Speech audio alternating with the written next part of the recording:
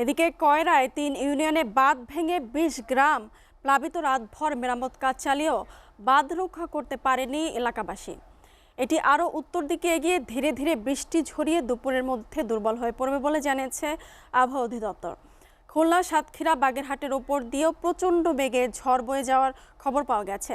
ঘূর্ণিঝড় রিমালের প্রভাবে সৃষ্ট জলোচ্ছ্বাসে খুলনার কয়রা উপজেলার ৩টি জায়গার বাঁধ ভেঙে অন্তত ২০টি গ্রাম প্লাবিত হয়েছে। এতে ভেসে গেছে শতাধিক চিংড়ির ঘের, ভেঙে গেছে কয়েকশো কাঁচা ঘরবাড়ি এবং দোকানপাট। এছাড়া রাত জুড়ে ভারী বৃষ্টি এবং ঝড়ের তাণ্ডবে উপজেলার ৭টি ইউনিয়নে ব্যাপক ক্ষয়ক্ষতির খবর পাওয়া গেছে।